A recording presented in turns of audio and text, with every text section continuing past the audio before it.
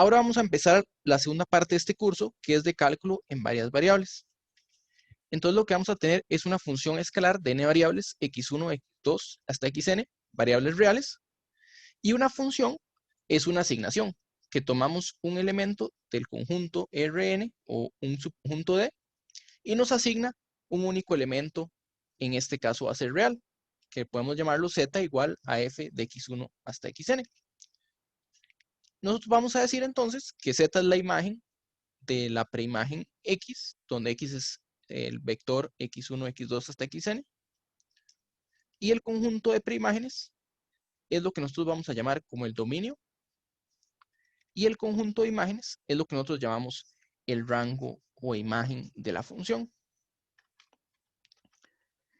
Y estas funciones también las vamos a conocer como un campo escalar sobre Rn. ¿Okay? Entonces, veamos unos ejemplos. Por ejemplo, esta regla de asignación f de xy igual a x a la 2 más y. Es una función que tiene dos variables, o sea, va de r a la 2 en r.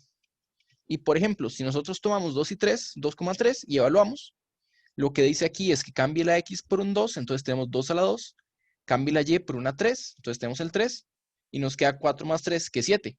O sea, 7 es la imagen de 2,3. De la misma forma, 2,3 es preimagen de 7. Veamos este otro ejemplo de aquí. F de x, y, z va a ser igual a coseno de x por y a la 2 menos y z a la 3 más 1.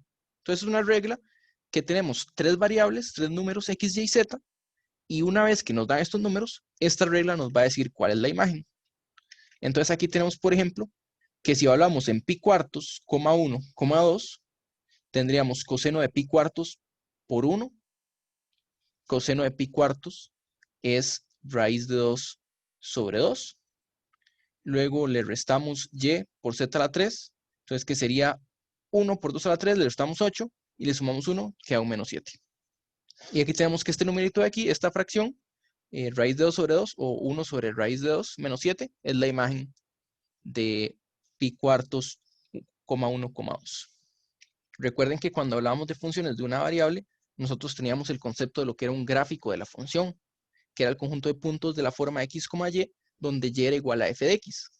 Entonces nosotros podemos generalizar esta definición para más variables. Por ejemplo, si tenemos una función de dos variables x y y, nosotros podemos definir el gráfico como los puntos x, y, z, donde z es igual a f de x, y. Y esto sería un objeto en tres dimensiones. Los gráficos de funciones en dos variables tendrían tres dimensiones.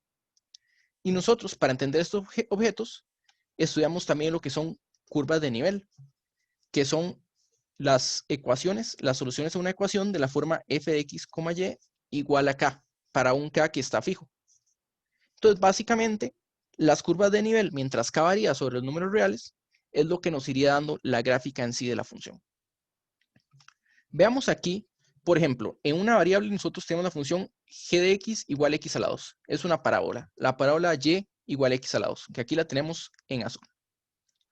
En dos variables, una función que va a ser muy parecida es la función f de xy igual a x a la 2 más y a la 2.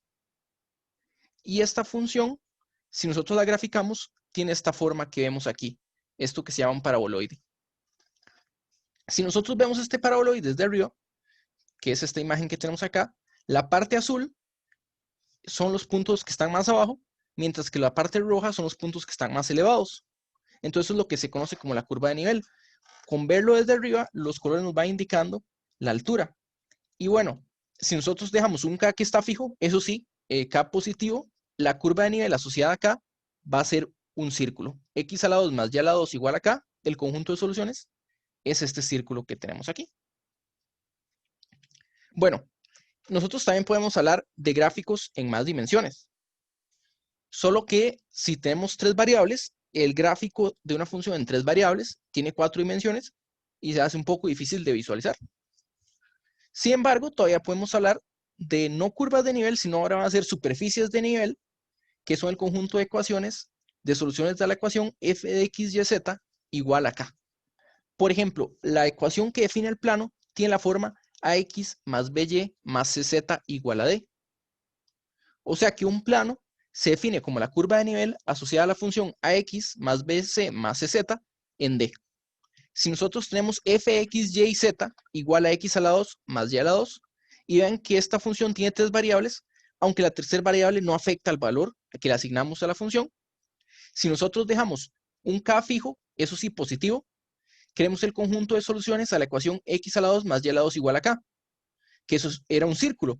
Pero ¿qué pasa con la última variable? La última variable, la altura, está libre, y eso es lo que nos da, es un cilindro. Y luego tenemos una figura muy conocida, es la esfera, que es una función igual, parecida a la anterior, solo que la variable z sí entra en juego. F de x, y, z es igual a x a la 2 más y a la 2 más z a la 2.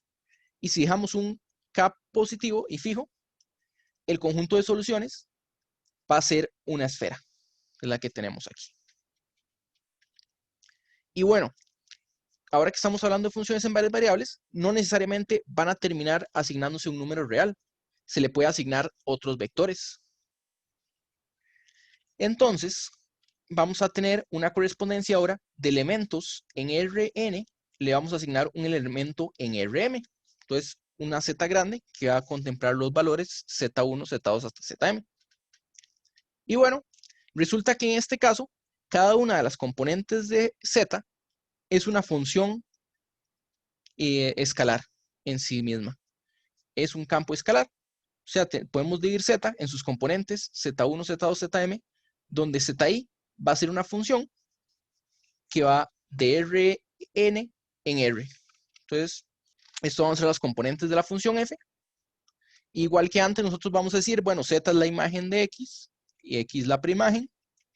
Nosotros podemos definir el dominio, que es el conjunto de preimágenes, y nosotros podemos definir también el rango o el conjunto de imágenes, igual que antes. Y este de aquí se le va a llamar un campo vectorial. Bueno, aquí tenemos un ejemplo. F de x, y, z es igual al vector cuya primera coordenada es x por y por z y segunda coordenada es x por logaritmo de z. Aquí está escrito como una vector columna. Entonces, bueno, primero que todo, hay que hablar un poco del dominio, que esta función no puede estar definido si z es negativo. Logaritmo no es definido si z es menor o igual que 0, entonces esto no estaría en el dominio. Y esta es la única restricción. Entonces el dominio sería el conjunto x, y, z, donde z sea positivo, que son subconjuntos los reales de R3. Y es una función que va a R2. Y un ejemplo de una preimagen aquí, o de una imagen, es que si nosotros evaluamos en el punto menos 2, menos 3, e a la 5, entonces obtenemos el vector cuya primera coordenada es 6 por e a la 5 y segunda coordenada es un menos 10. Entonces, este punto es la imagen y el otro punto, menos 2, menos 3, e a la 5, es la preimagen. Veamos esta otra función. F de xy es igual a raíz cuadrada de x menos 2, x más 1 sobre y. Entonces lo que vemos es que la primera componente, para que esté definida, lo que está dentro de la raíz cuadrada tiene que ser positivo. O sea que x tiene que ser por lo menos 2. Y la segunda función solo se indefine cuando ponemos y igual a 0. Entonces, para que la función no se indefina, tendríamos que estar trabajando en el dominio de los x, y, donde x es mayor o igual que 2 y y es diferente de 0. Y una forma de escribir este dominio es como este producto que dice la primera coordenada varía en este intervalo de 2 hasta más infinito y la segunda coordenada pertenece a este conjunto R asterisco, R estrella, que es decir R quitándole el 0. Cuando nosotros tenemos una función que da Rn en Rm, nosotros podemos decir que es inyectiva, que significa que dos valores nunca toman la misma imagen, dos elementos diferentes del dominio siempre van a tener imagen diferente. Podemos decir que es sobreyectiva si cualquier elemento del codominio tiene preimagen. Y además decimos que la función es biyectiva si es inyectiva y sobreyectiva al mismo tiempo. Y resulta que una función que es biyectiva va a ser invertible. Entonces vamos a tener una función que hace la asignación en el sentido contrario. Y bueno, a la hora de estar trabajando funciones en varias variables, nos va a interesar conocer cómo se comportan estas funciones. Y aquí regresa el concepto de la derivada. Entonces lo primero que vamos a hacer es hablar en el siguiente video de las derivadas de funciones en varias variables.